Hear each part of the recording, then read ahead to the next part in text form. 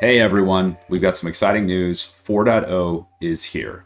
I know that we've been talking a lot about what we've been working on, and I won't say that it's even all done yet. 4.0 is really just the beginning of the next era of Invoke.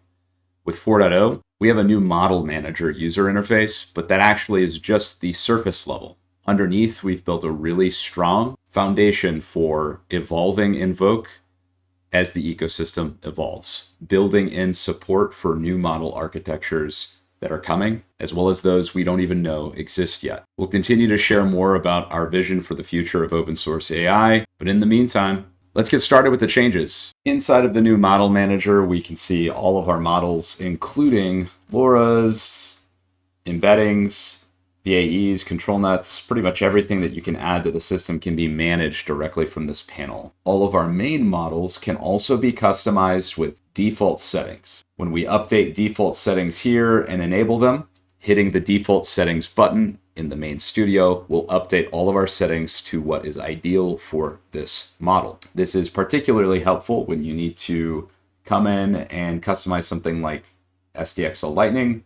You can easily enable those specific parameters that you know you need to customize and save those so that you're able to easily switch between models without any issues. You'll also notice that when you add new models, you have a couple of different tabs. You can paste a local path or a URL.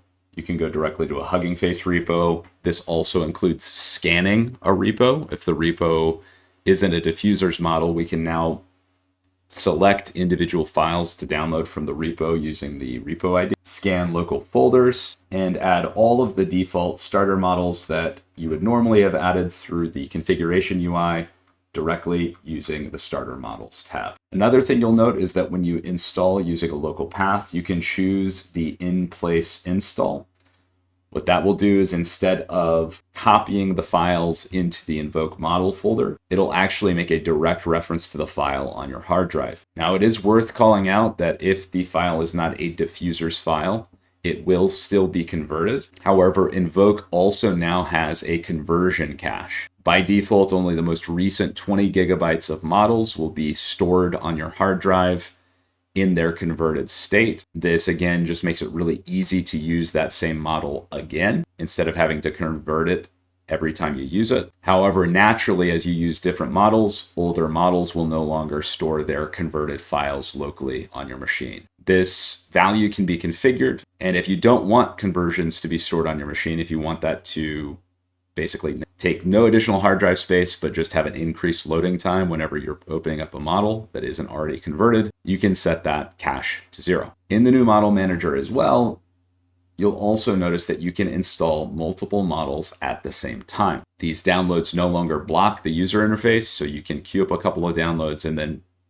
jump into the studio to immediately start working on the models that are already on your machine. One other feature that we've added into the model manager is the trigger phrases feature. For any of your main models or concept models like LoRa's that you add in through the model manager, you can configure trigger phrases. Now, trigger phrases might be something that was trained into the model, or they just might be common prompts that you'd like to store and reuse. I'll go ahead and add a new one here of bold ink and watercolor. And once that's added in, I'll be able to go to my studio, use the left caret tab or the prompt trigger button on the top right, and open my menu.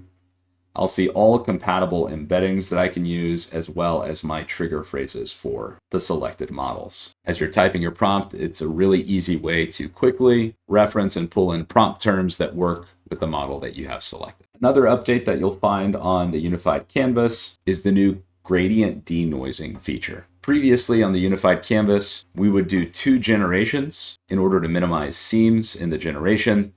Now that is all done within a single generation cycle and leverages novel technology implemented by contributor Dunkaroni that performs the denoising process in a blurred area around your mask.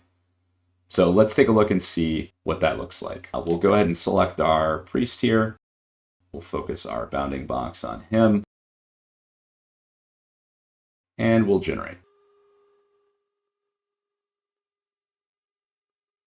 Now you'll notice that because we're no longer doing 2 generation passes in order to get this seamless look, the time to generate an in-painting result on the canvas has now dropped dramatically. And we can see that it fits pretty well exactly where it is without any noticeable seams on the edges of that in-painting. Now, if you're interested in seeing a full list of the things that have changed in 4.0, I recommend taking a look at the release notes. They'll include a number of the smaller updates that add up to make the 4.0 version of Invoke one of the best and easiest to use that we've ever released. Last week, we also announced that we partnered with NVIDIA to build the NVIDIA AI Workbench project for Invoke. If you're using NVIDIA's AI Workbench in order to install Invoke, note that the 4.0 version will be updated soon for that project. We've got some big features around the corner.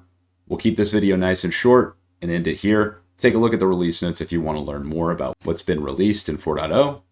Join the Discord if you want to hear more about the roadmap and what's coming next. And if you want to get started with training, take a look at our Invoke training repos, where you can get started with creating your own custom AI models. For professional studios who are using our hosted product, the changes that we've covered in this video have already been released, and you can customize the prompt triggers for the stock models that come with your Invoke Studio, as well as any of the custom models that you upload into your account. If you configure your model for the rest of the team, they'll be able to use all of the settings as well as prompt triggers that you configure with a click of a button. Stay tuned, there's more coming. Like, subscribe, and we'll see you here for the next one.